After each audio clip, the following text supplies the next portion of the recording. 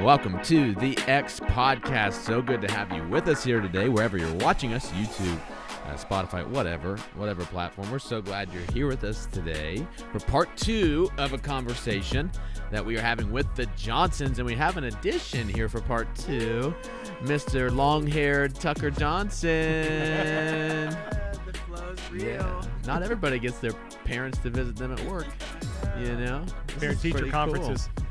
Exactly. I was thinking it'd be cool to do a couple rapid-fire questions, so you could out your parents on a couple of things. All right. Okay. Who's more fun? More fun? Yeah. Rapid fire. My mom. Who will buy you something that you wanted, even if they don't really want to? My dad. Okay. Hey, there's no offense taken here. Easy, Come on. Easy. Get in trouble at home. Yeah. Who is more musical? My dad. Okay. But he can't sing. He can play drums though. Okay. Good. Who's cleaner? My mom. Okay. Who has? Oh, that's a weird question that I was just thought of at the top of my head. I was gonna say who has more friends. Me. Exactly. Who's the tallest one in the family? That's good. The blondest. Well, yeah, Tucker. Thank you for visiting. Yeah. This first Good part luck. of the I'm conversation. not buying you nothing else. Yeah, really. Exactly. It's like I want to go shopping. Me and Tucker are wearing the same T-shirt today, by the way. But part 2 of this conversation, it's good to be back with you guys. Too. The last one, so helpful on grief and joy and hope and all sorts of things. You guys have started a foundation in Brock's honor with his legacy, and it's really directly connected to everything that he was passionate about and everything that his life was about. And it's such amazing work. We partner with you as a church, and so many organizations partner with you in order to advance your mission and all the good work you're doing. And so why don't you guys just tell us a little bit about that, how you came to the conclusion this was the next step for you after, Brock moved on to eternity. And we'd love for you guys just to kind of fill us in and all our listeners on what you guys are doing. Yep. So you want me to go or you want to go? Well, I'll do the first part, then you do the smart part. Oh, So I guess when we, if you were listening in episode 1, we talked about Brock's celebration of life service that we had, and we had over 4,000 people, and we kind of turned around and looked at the enormity of what Brock was and what Brock stood for, and we knew that we had this amazing platform that this little guy had created for us. So we had some friends of ours. Obviously, Brock was a travel baseball kid and loved baseball. So somebody came to us like around Labor Day or so, so Brock passed away in May. So we're talking August, September-ish, said, hey, how about doing a baseball tournament? We're like, how hard can that be? We've been in several. Well, we certainly found out how hard it was going to be. So we said success would be 20-some teams. We had over 40 teams, Wow. The very first year that we did it. And then that was really the first event for the foundation. So, we did the old 501c3 thing and then tried to figure out what platform the foundation would stand on. And we stand on 3. We stand on, obviously, travel baseball, and we do a lot of great things with travel baseball. Nationwide Children's, as Brock called it, his school. 14 and a half years of our life, and a lot of really, really good friends met at Nationwide Children's Hospital, so we support them. And the other piece, where we partnered with X is just, supporting the community. So we stand on a 3-legged stool, and we do anything and everything that we can to help those 3 things. It's really cool. And you guys are coming up on $1 million. We are trying to hit $1 million this year, and 6 Giving years away. will be amazing. That is absolutely crazy. Yeah, it's a couple of cool things. Well, jump back a little bit to Yeah. the foundation. When we saw all those people, their hands raised, we were like, what would he have done if he had lived to be 40 or 50 or 60? We can't let this end with him. And I had been, it'd been 5 days or whatever since he'd passed away. And I remember just feeling lost. And I remember my boss saying, I think God has something big planned for you. And I don't know what it is, but I think he does. So I'm like, whatever. And like Terry said, we didn't know what it was going to look like or what it was going to be like. But we had shared his life with so many people, and he had touched so many people. We wanted it to keep going. So like he said, we started out, didn't really know what we were doing. One of the coolest things was his birthday. I had big birthday parties for my kids. Love birthdays. Yeah. And so we wanted to do something fun. I didn't want it to be sad. I wanted it to be fun. And so we went out. I think there were about maybe 15 of us that went out and just did 11 big random acts of kindness. Honestly, I can't even remember what we did the first year, but it was awesome. And as the years have gone on, so last year COVID was a little different, but in 2019, we had 130 people that took the day off work, the day off school, to go with us and do all these things. And it made us change our way of thinking, because usually we'll take everyone into a store and we pay for groceries for an hour, we pay for fast food restaurants, we do all these things. Well, you can't take 130 people in to a store. So actually we were able to divide and reach into Pickerington and Groveport, and so that was pretty cool. But we just knew we wanted to keep his name out there. So you lose a child, and one of the biggest fears is no one's going to remember him. And yeah, he did all this good, and there's 4,000 people at his service, but a year from now, it's going to fade, and 2 years from now, and then when these kids get older, no one's going to remember Brock. And we wanted him to be remembered, and we wanted everything we did to be honoring to him. We wanted him to be proud of us, like kind of up there going, yep, that's my parents. And so we made it a much bigger thing than Terry and I, and we have board members, and we just do all these awesome, amazing things, and nobody gets paid. So most people don't know that I have a job, but I do. People think I just do BrockStrong. You have two jobs technically. Yeah, exactly. And it's really like running a small business is what it's like, and it's so much work. And we do have board members, but a lot of it, I'm the driving force for a lot of it, and Terry, is the driving force for it. So we do so much of the work, and it's so much work, and sometimes it's exhausting. But then you look at all the good, and you're like, this is what it's about. This is about continuing his legacy. Yeah. It's interesting because you were talking a little bit about in the first of these episodes how the foundation has really helped you in a profound way. Yes. So how can you guys go into that? And I'm sure that it started, like you said, it was kind of like a whirlwind. Like all of a sudden, what do we do with all these people who are passionate, and how can we mobilize some good? But personally, what has it meant to you and over the course of these last 6 years? Well, I mean, as we said before, you don't feel like getting out of bed, when something like this traumatically happens to you. But this was, getting us out of bed. And again, whenever I talk about Brock, I've got a big smile on my face. So, I mean, if you're out, doing good in the community, making others feel better, I mean, there is no greater feeling, and what a contagious feeling it is. I mean, so, we love instances where we hear, be rocked. That's a term that's, for those of you that don't know, Brock's last name is Johnson. His last name is not Strong. He's not Brock Strong. His name is Brock Johnson. But we've coined his name into a verb, like if you've been rocked, if you've had something that's happened to you, like somebody come out, did something nice for you. And the greatest of those for me is like when somebody will send us a message, thanks so much for rocking us. We're like, had nothing to do with it, I mean, that's just somebody else that lived and loved this legacy that Brock has created, that is just out showing love to the community. And I mean, what a better picture of heaven on earth than taking care of people like we're supposed to. And it really saved me, because I am a busy person. I mean, all through transplant, I worked from the hospital. I didn't miss a beat. I do all the finances at my job. I do a lot of things, and I planned marriage retreats while I was there. I didn't miss a beat, and so I'm a very busy person, and I like that. That keeps me out of trouble. And so coming off of this and losing Brock, I was like, what am I going to do? And I was kind of like a zombie, and I needed something to give me passion and give me purpose, and this foundation kind of did that. I didn't know how it was going to do it. It just kind of organically happened. Next thing you know, I'm like, I'm just so passionate about this. I'm passionate about seeing it change our community. We have this awesome little community. The first year we went out to do stuff for Christmas, people avoided us like the plague. So we're at Kroger giving out Kroger gift cards on your way in, and people think you want something because they're not used to getting things for free. So they would avoid us, go in the other door, we'd be like, you're going to Kroger and I'm giving you a $5 gift card. I don't want anything. We don't even take donations when we're out doing stuff like that. So that was so odd to see. And we were handing something out, and this guy avoided this little girl, because we let all kinds of people volunteer, and all of his groceries fell out of the cart onto the ground. Because he went down over the curb instead of going out on the And little we ramp. went out, Trying to get away from us. And we went out and helped him pick it up, and so that was in the first year. And so it got a little bit over the years, but the last year we did it, anytime now people see us out and about with the BrockStrong shirts on, they're so excited. They know something's going to happen. So just to see it to change our community, to know that sometimes people might just do something nice for you and not ask for anything in exchange. It's not a foreign concept anymore. It was. It's such a foreign concept, but now they see the green shirts coming. They got smiles on their face now. Exactly. Yeah. What have you guys learned as far as the impact on people?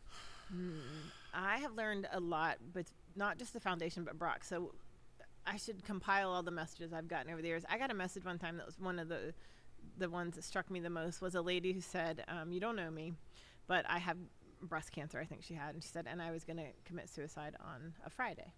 And one of my friends shared Brock's story. So it was when Brock, he had already passed away, but someone had shared a story. And she said, I took to your website, our internet, I guess it was our Facebook page. And she said, I took hours and read everything that he had been through. And at the end of it, I thought, if he could get through this and have this faith, then who am I to end my life early? And so she, I mean, I don't know her. I don't know if she's still around, but like that changed her looking at Brock and how he handled it. So that was pretty impactful and just kind of drove the thought home that we need to keep that out there because you can go back, and if you have hours and hours, scroll back through and find, all things Brock. But I've learned that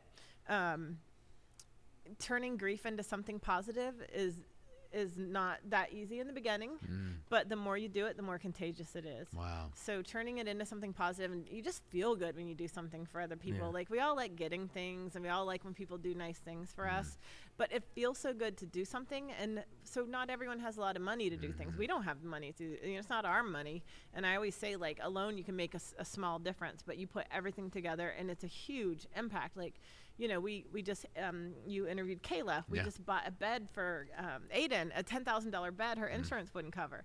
Well, you may not have $10,000 to give, but if you give 10 and you give 20 and it all comes together, that provided a $10,000 bed, and you were part of that, even though you didn't have $10,000. And that is contagious. It makes you feel so good. No, I love that. I think it's probably one of the best ways to work yourself out of a dark place is to think about other people. And that's the trap, right? You just start, all you can think about is what's afflicting you, and what a better way to how do I say this? Not get out of grief, because you can't get out of it. You got to go straight through it. Right. But to plant seeds that one day, like you guys are saying, at first it's really hard. I can only imagine how much courage it takes when you're hurting, when you're going through things, to like start. It's a big process to start a 501c3 and to establish a board and to have those conversations. That's not any, you don't just wake up and that happens. I mean, that's a lot of work. It takes a lot of courage. But again, I think we had this amazing platform that Brock, I mean, I think about, throwing a rock into a pond. I mean, that rock doesn't mean a lot, but it sure does create a whole lot of ripples. And, again, this is a 14-and-a-half-year-old kid that made, a positive difference, I'm going to say, throughout the whole United States, because there are so many people that have prayed for him, knew him, all the way to California. I mean, just had, great understanding of who he is and what he was, and just what a legacy he has left. We've been the conduits to help, continue to grow his legacy, to while we're getting close to this $1 million mark. I mean, crazy. The Johnsons don't have $1 million to go out and do this. And we're very public with what we do. And it's not to point the fingers at us, because it is not us. We are literally the hands and feet. And we just want to show everybody where their money is going, because, the last thing you want to do is give to a foundation and never know what the heck you're doing with their money. And, it's also important for us is, like she said, she takes zero salary. I don't want to say she works harder on the foundation than she does her job, but there are days where it's certainly the case. So sorry, Steve. But there are certainly days, where we're working a lot harder and spending a lot more hours on the foundation. And just to be a part of this legacy and to see a culture of a community change, to where they're avoiding us, thinking, oh my gosh, there's no free lunch type of thing. But now when they see us, they've heard about us, they smile when you're coming. That's the culture I want to be a part of. What's your hope for people that get impacted by the organization? Don't keep it. Pass it on.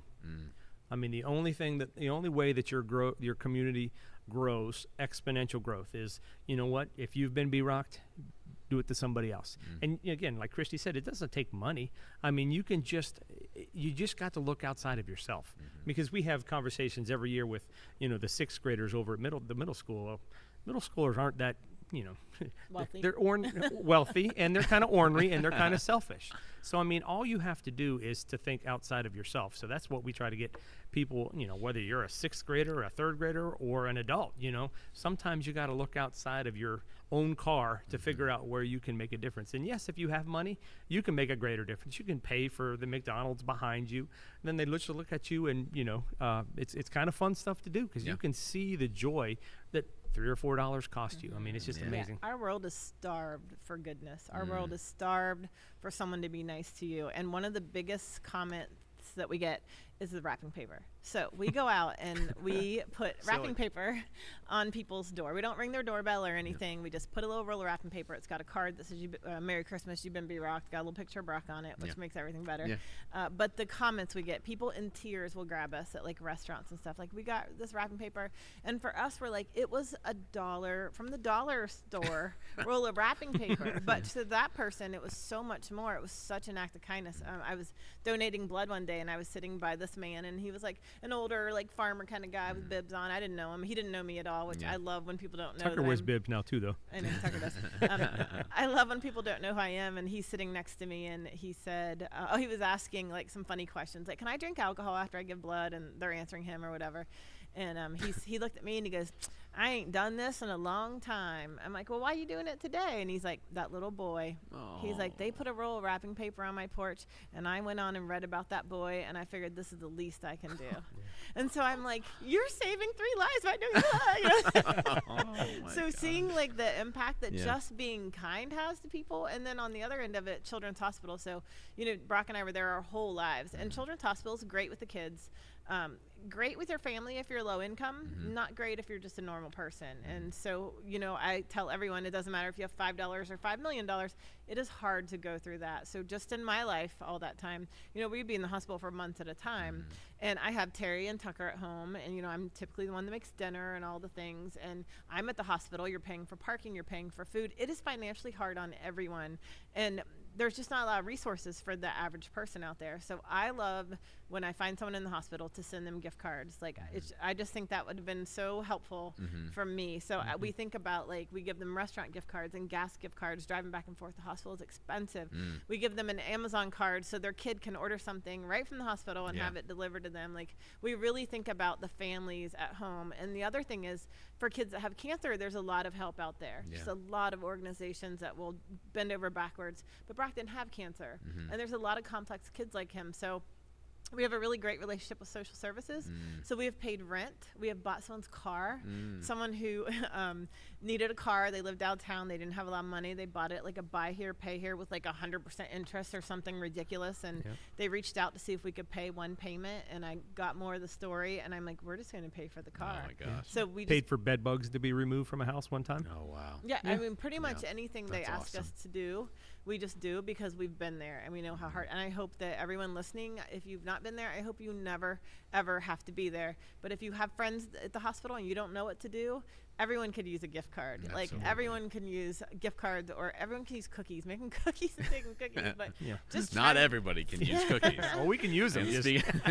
Right. But just finding something little to do, and don't just assume people are okay, but also don't just assume they need money.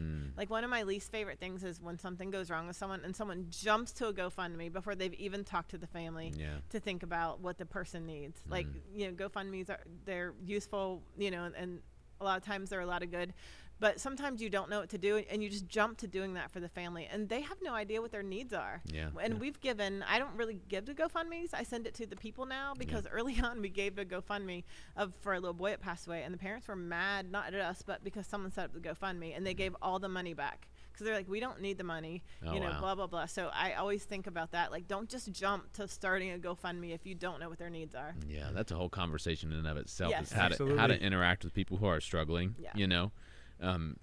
It can be very awkward, you know, and that's why I love what you guys are doing, because you guys have been there, done that, unfortunately, and you guys have, I think about that verse in, I think it's 2 Corinthians. It talks about like how we go through things and receive comfort from God so that we can now comfort.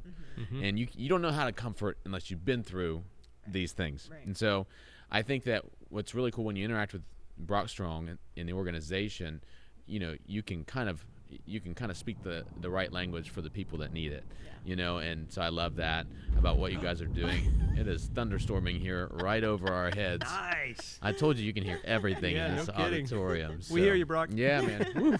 All right, sunshine, please. Amen. Yeah. Can I get an Oh my gosh. Might have to shelter in place here soon.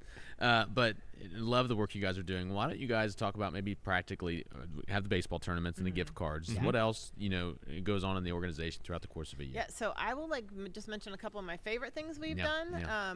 So one of the things we did was we went into like a modern day orphanage, which really doesn't exist anymore. But at the time, I had a friend who was principal there. She's like, "Would you mind adopting one of them for Christmas?" And so I'm like, "Okay." And she's like, "Come in and listen to their story."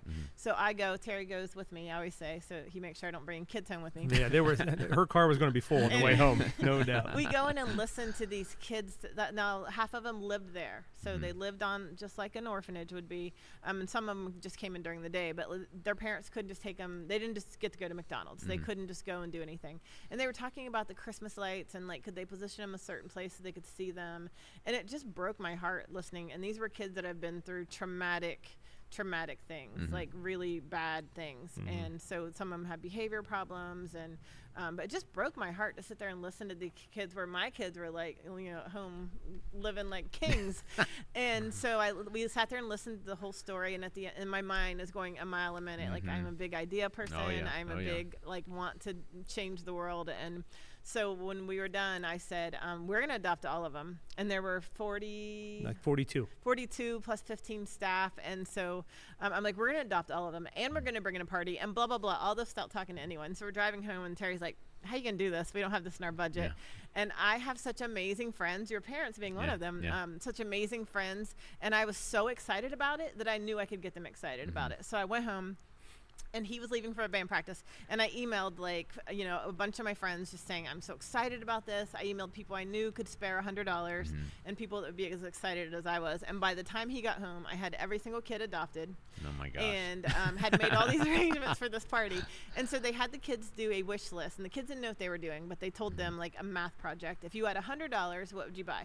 And they were allowed to look at Amazon and I think Target. And so they made this list. And they didn't know what they were doing. She sent me all the list. I then gave them to all the people that were adopting kids, and basically we bought everything on their list. Oh my gosh. And so some of the things were like an Xbox, and some people were like, well, why would they ask for an Xbox? Well, because they're just like my kids and your kids. Yeah, exactly. They want what everyone has. And so we went in, and everyone that bought a gift got to come in and give the kid their gift and just say, you know what, somebody loves you, and we love you, and we hate what you're going through, and we hope this brings you joy. And it was amazing. We brought a party in with a DJ, and we Fantasy Cupcake donated cookies, and it was this whole big thing, and these kids were thrilled. Like, one of them had a hat and coat and gloves on their list, and so someone bought that, and he put it on, and he's like, I don't have to share this with anyone. And they're like, no, and he didn't want to take it off. Like, I had to leave the room on that one and be like, my kids would be like, you got me a coat? That's your job. That's your job. Absolutely. So that's like one of the most impactful thing I feel like we've ever done. It was just seeing that we live in Canal Winchester. We don't see things like that a lot. And just feeling like we truly made a difference. And Brock would have been in the very front of it, leading the pack. That's probably my favorite thing that we did. Yeah. I love the freedom you guys have, because you guys really do have you guys have a spirit about your organization that you see a need and you meet it. Yes. And that's really cool to see. Terry, what are some of your favorite things you guys do throughout the year? Well, lately it's been the room makeovers. You're not going again. So we cut her mic. Cut. No, I'm just kidding. It's got the mic. We actually have this family that we were going to do this room makeover for, and actually his name is Brock, and he's Super Brock, and Graham. They both have Duchenne's muscular dystrophy. So just an amazing family that Kristi actually had a business relationship with their dad. So we've known about Brock forever. So what we do is crazy loud. If you're listening, it is raining like cats and dogs. We're just going to power through. Yeah. We're just I think it's applause for absolutely you going right now.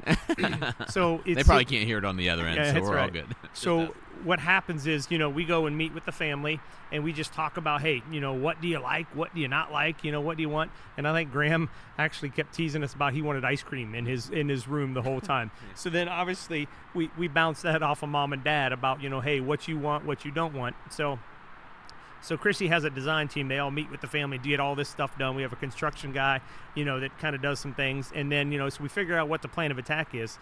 And then we give the family, we find out where the family wants to go. So I guess they wanted to go to Cincinnati. What's the place down in Cincinnati? The Creation Museum. The Creation Museum. So they wanted to do that. So then we send them away.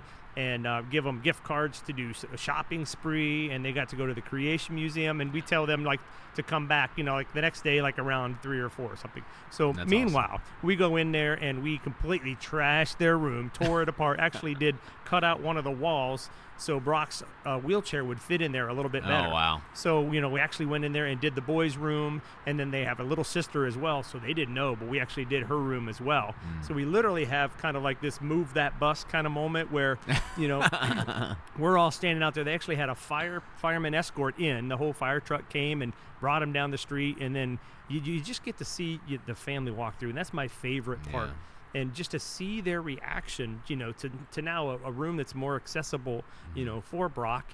And, and then we go over and little sister's looking in the room, and just my favorite part is looking at mom, just, just tears in her eyes. Just that's my favorite part, just to see, what, these 15 people were able to do in literally less than 24 hours. My favorite thing by far. Yeah, I love the whole theme of when multiple people come together and lend the gifts and talents that they have, whatever it is, like you can make an impact. Oh yeah. And this is kind of big picture thought process, but I was driving through. I live in a neighborhood here in town, and it's just so interesting how we have become so isolated from one another, and not just that we're all afraid we're going to get COVID, but like even before that, the whole like staying to yourself, almost being afraid of your neighbor. I love it. You guys have that you're the antithesis of that. This foundation is, no, we're going to help you whoever you are, wherever you live, and we're all kind of in this together. And so here's an act of kindness, and just enjoy it. Pass it on. I don't think we've ever said no to anything. Wow. I have learned the jaded side of having a foundation is that you do get taken advantage sometime. Yeah.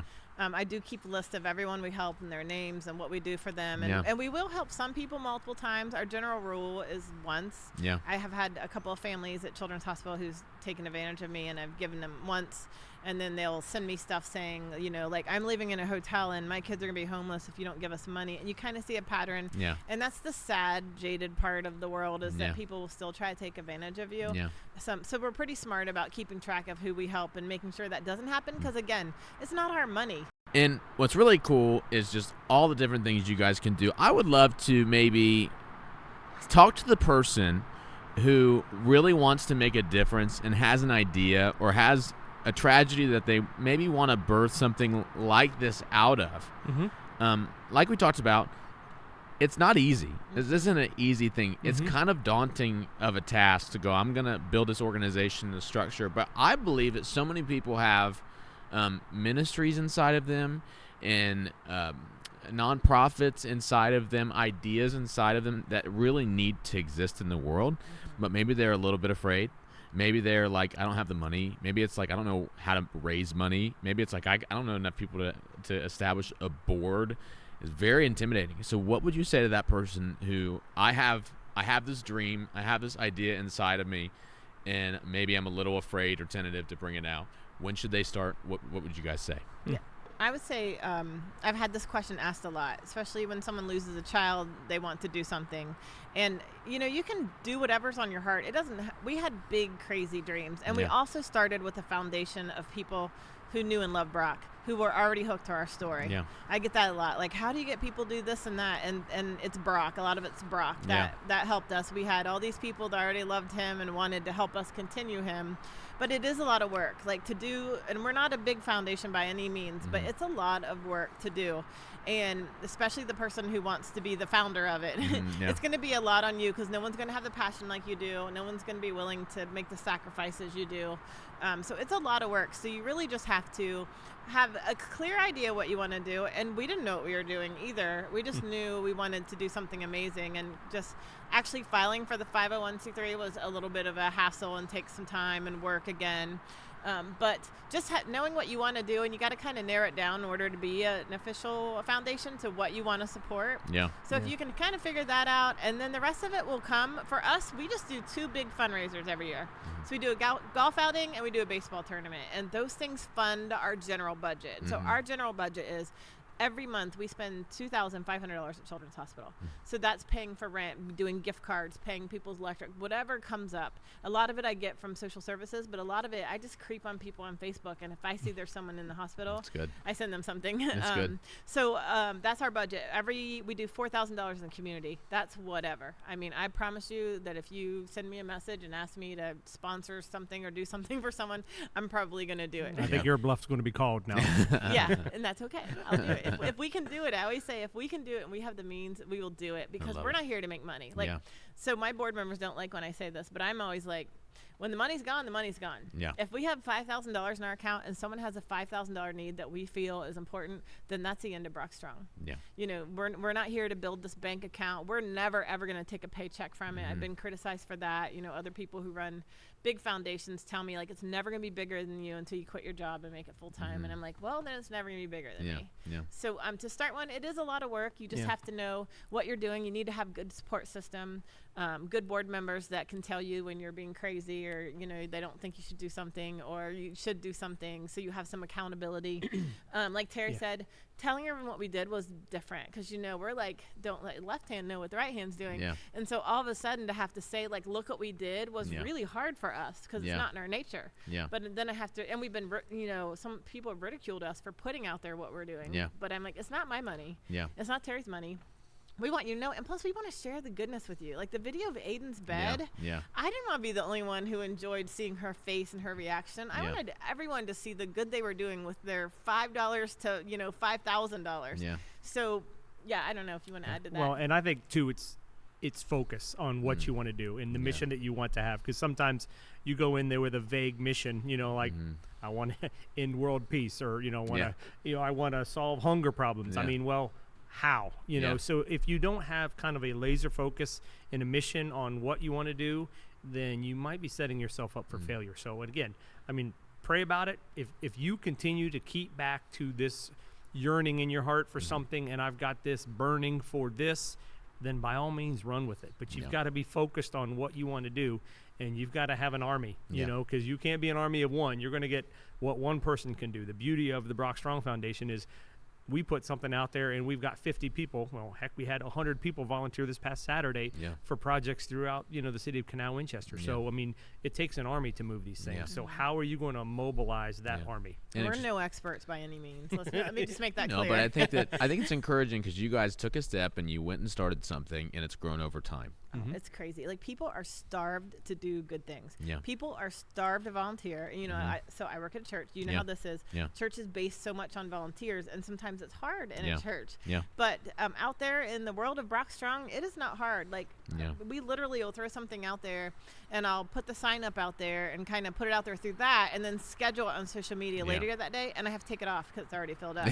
So people are just starved to do good things, and it's easy to have fun with other people's money. Yeah. The other thing I just wanted to say about people's money was, so we have a lot of people that just donate monthly. They just believe what we do. They go in their bank. They make monthly donations. That's how we're able to do stuff like room makeovers and orphanage, is with all that extra money. But I love for people to just feel like their money's important. I remember being in a Walmart parking lot. A mom and a little girl come up to me, and she had done a fundraiser for us, and her mom said she's a little embarrassed because she only raised $20, but she wants to give it to you. Oh, wow. So she comes over to give me this $20, and I'm like, do you know what this can do? This can buy a meal for a family at Children's Hospital. Like, I love to just tell them how important their money is, no matter how much it is, and what kind of difference they can make. Yep, it's not equal giving, it's equal sacrifice. I love that.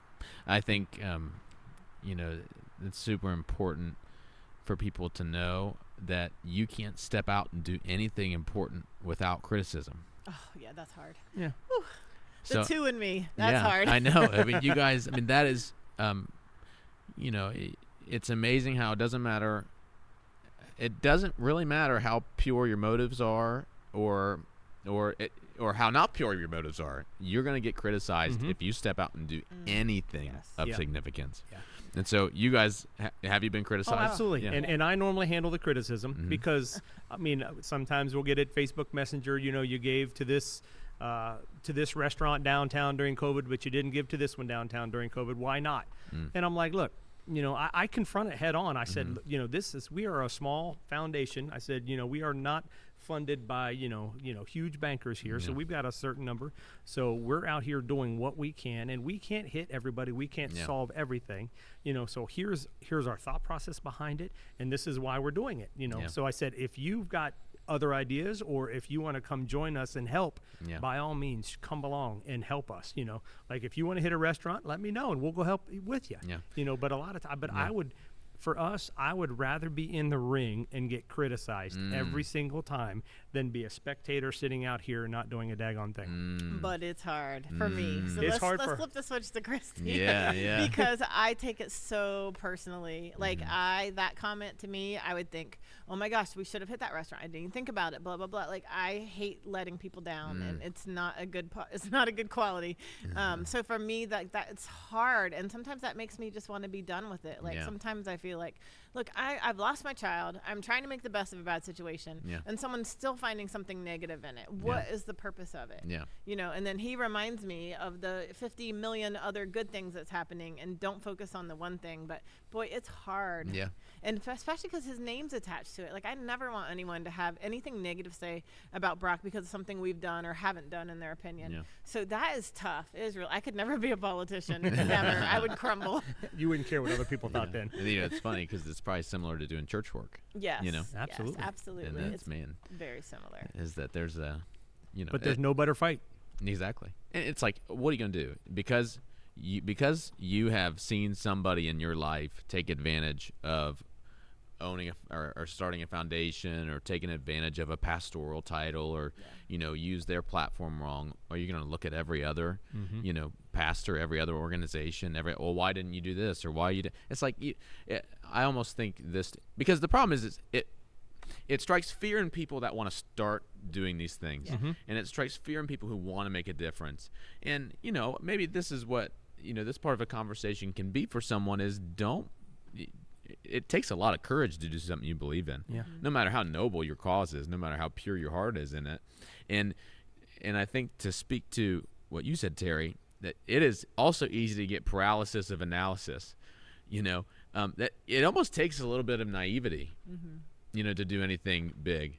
Because like you said, I want to end world hunger, It's like, I think we all want that, but to go, man, what's the clarity of how clear can you possibly make your why? If you want to start something important, okay, start with like, what's a goal we can really make a dent in or achieve? And start small. Start small. You can't start global and work your way down. It's got to be grassroots from the bottom up.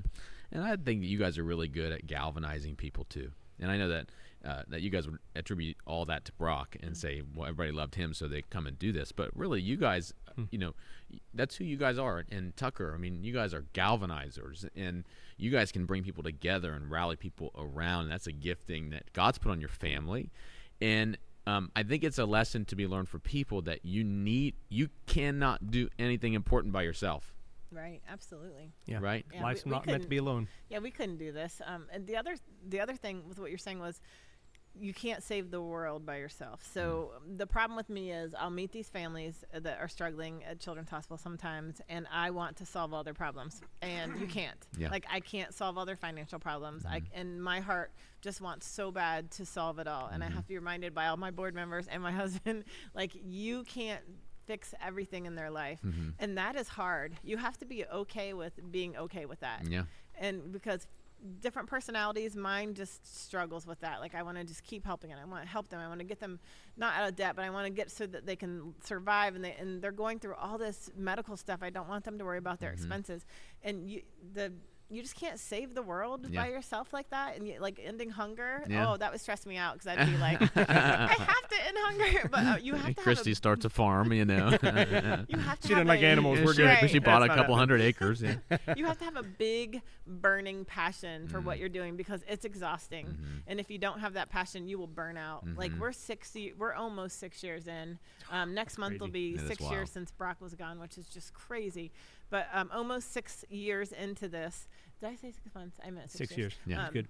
And the fact that I say we will hit 1 million. No one else is super convinced of that, but I'm like, I think we are. I'm trying really hard. We would love to do it by his birthday. It's huge. $1 million in 6 years for this little tiny Canal Winchester organization is crazy. And we couldn't do that without X Church, without, all the people that support us and just believe in what we're doing. And so we are so thankful for that, because honestly, all the good we've done in the community and beyond is nothing compared to what this foundation has done for me and for you. I speak for you too, but it just saved me. Like, I just don't think I would be who I am, or not. I'd probably still be in bed. It just saved me and gave me a passion and a purpose. We all know about, God has a purpose and a plan for us, and I believe like this is our plan, and we don't know how long it'll last. Like I said, if there's some big need that wipes out our bank account, then so be it. For BrockStrong. If the millionth dollar is a mic drop, then we just fade off into the sunset. Yeah, I mean, that's kind of our outlook on this, which I think people like that too, because you hear of other foundations where, they're paying all their executives this and that, and only like 5 cents of your money goes. We're not like that. It all goes out. Every little bit of it goes right back out. So when it's gone, and and we're okay with that. Yeah. Thank you guys so much. I mean, for being here and sharing everything. You guys are inspiring, and what God's writing in your life. And unfortunately, I feel like the $1 million not going to be your last. There's going to be no riding off into the sunset put that on me, Ricky for Bobby. you guys. But you guys have got there's a lot of legacy building that you guys, not just for Brock, for you and your family, and you're impacting so many people. And like from the outside to go, man, you guys have taken this tragedy and just personally knowing how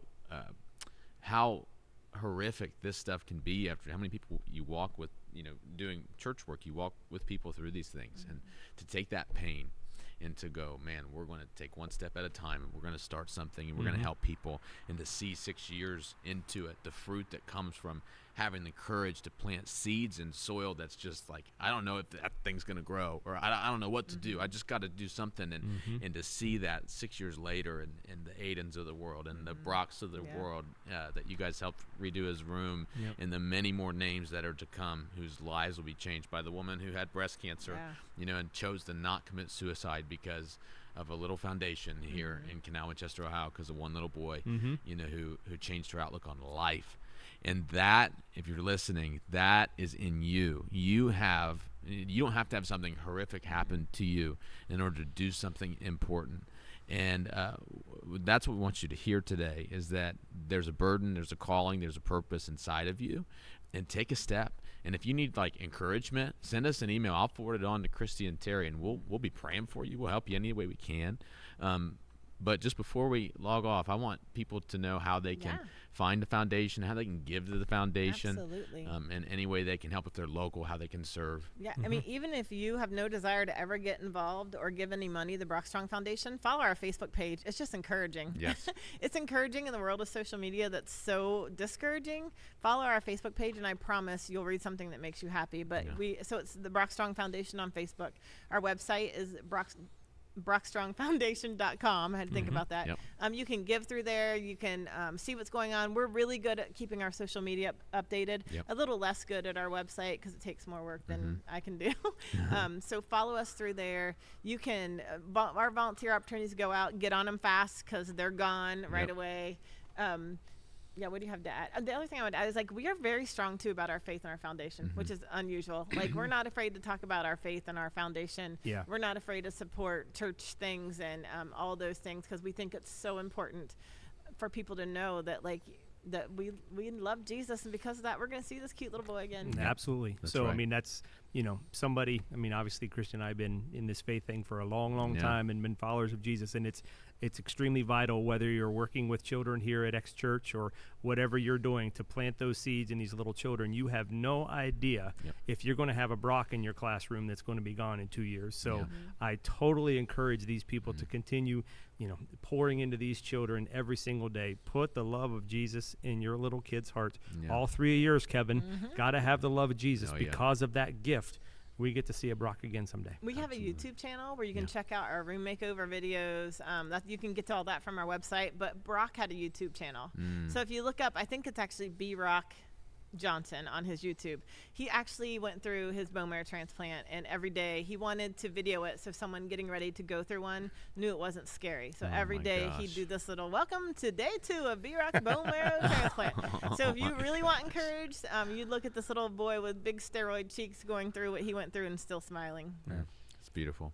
Thank you guys so much. Thanks for having us. I loved every second of this. Yeah. Awesome. Thanks for having us. This has fun. been great. Go and help out their foundation. And I know a lot of people listening, they're bashful, but I won't be. A lot of people listening, maybe you have funds that could accelerate the work that they're doing.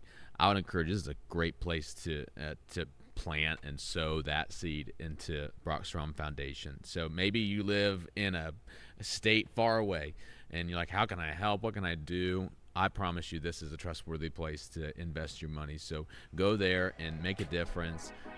These guys are the real deal. And we even talked about before these podcasts, it's like we're just going to have a conversation like we would, and let's just hope it helps somebody. So we hope this has helped you over the past couple episodes.